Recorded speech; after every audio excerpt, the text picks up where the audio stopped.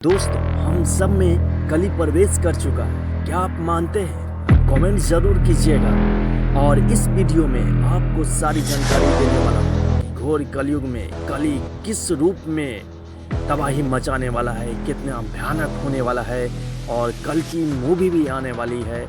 तो पूरा वीडियो देख कर जाइएगा और ढेर सारा सपोर्ट कीजिएगा। दोस्तों, पहले जानते हैं कली पुरुष के बारे में।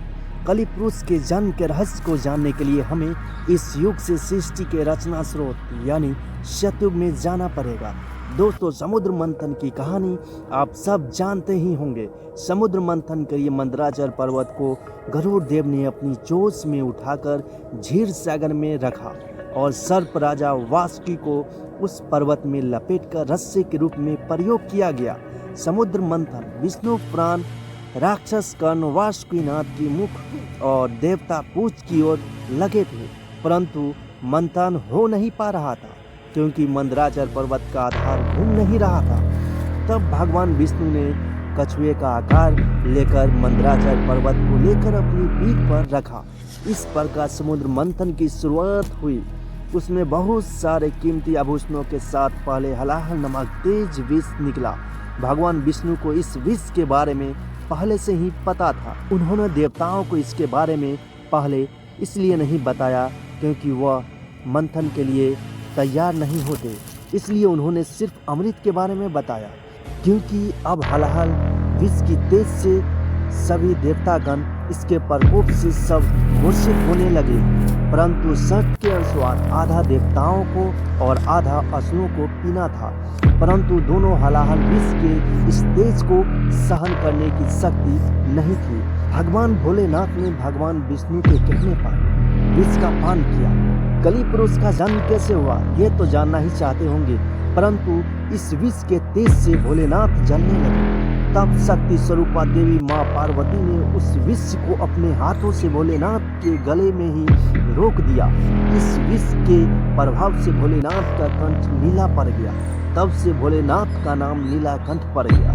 तो बोलिए भोलेनाथ नीलकंठ महाराज की जय। परंतु विष की कुछ बूंदें राक्षस कली के मुख में जा गिरी, जिससे कली का शरीर खत्म हो गया। और फिर आगे मंथन हुआ तो उसमें से कामधेनु गाय निकली, जिससे राजा बलि ने ग्रहण किया। ऐरावत हाथी को देवताओं के राजा इंद्र ने ग्रहण किया। कौतुक मणि और शंख को भगवान विष्णु जी ने ग्रहण किया और संजीवनी बूटी को इस पृथ्वी लोक पर सुरक्षित स्थान पर स्थापित किया गया।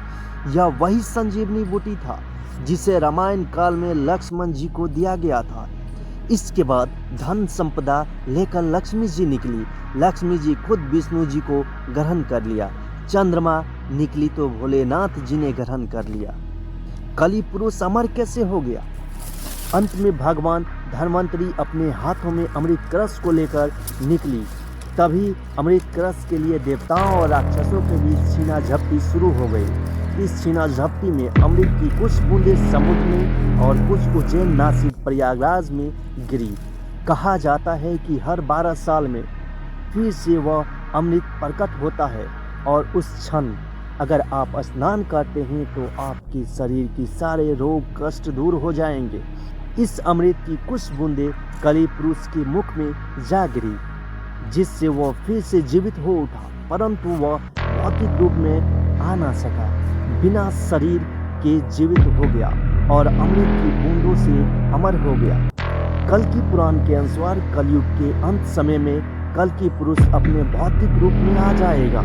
कल की पुरुष अभी भौतिक रूप में नहीं है, परंतु उसने अपनी शक्तियों से सारे मनुष्यों को अपने बस में कर रखा है। उसने अपने शक्ति का प्रयोग कर काम, वासना, क्रोध और मोह का जाल इंसानों पर ऐसे फैला रखा है। जैसे जैसे कलयुग आगे बढ़ता जाएगा उसकी माया का जाल और भयानक बढ़ता जाएगा और वो अपने शरीर को पुनः प्राप्त कर लेगा।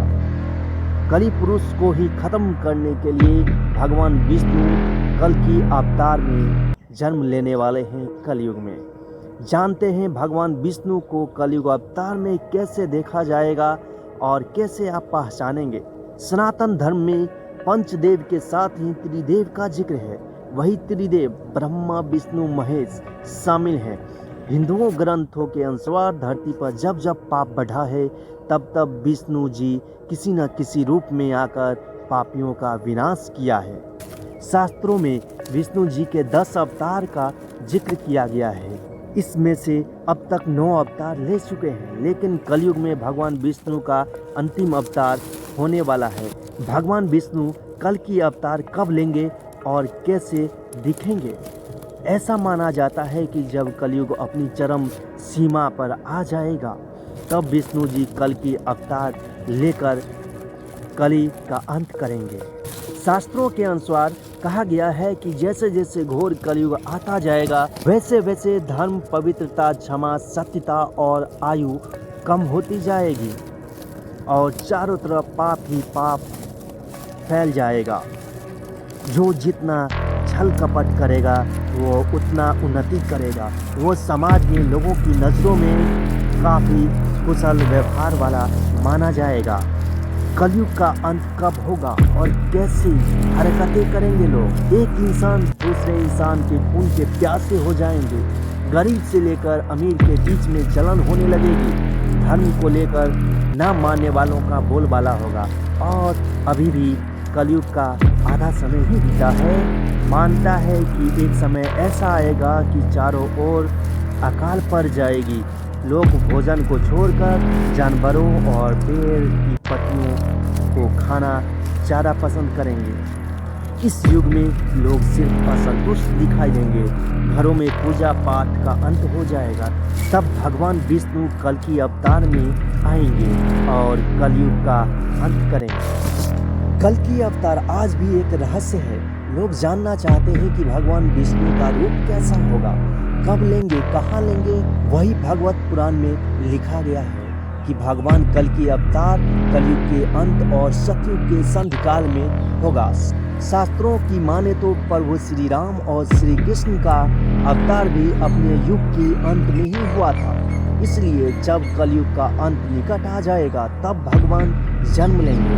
वही अग्नि पुराण के 16वें अध्याय में अवतार का चित्रण किया गया है। तीर कमान धारण किए हुए एक घोड़सवार के रूप में किया गया है। कल की पुराण के अनुसार वो हाथ में चमचमाती हुई तलवार लिए हुए सफेद घोड़े पर सवार होकर युद्ध और विजय के लिए निकलेंगे। पौराणिक मान्यता के अनुसार कलयुग 432000 साल का है। इसका भी अभी प्रथम चरण चल रहा है।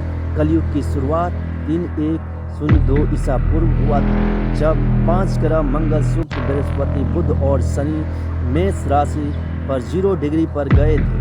इसका मतलब है कि 51,900 साल बीत चुके हैं। 42688 1 साल अभी भी बाकी है और अभी से ही कल्कि के पूजा आरती शुरू हो चुकी है। कल की अवतार कब होगा? शास्त्रों के अनुसार श्रावण मास के शुक्ल पक्ष के 6 तारीख को भगवान विष्णु कल की अवतार लेंगे। यही कारण है कि इस तारीख को कल की जयंती उत्सव के रूप में मनाया जाता है। कल की अवतार के समय ग्रहों की स्थिति होगी। दक्षिण भारतीय ज्योतिषों के गणना के अनुसार जब चंद्रमा कुंभ राशि में होगा, सूर्य तुला राशि में, स्वाति नक्षत्र राशि में उच्च होगा, गुरु सर्वाची धर्म में और शनि अपने उच्च राशि तुला में विराजमान होंगे, तब भगवान कल्कि का जन्म होगा। प्रभु नारायण की जय।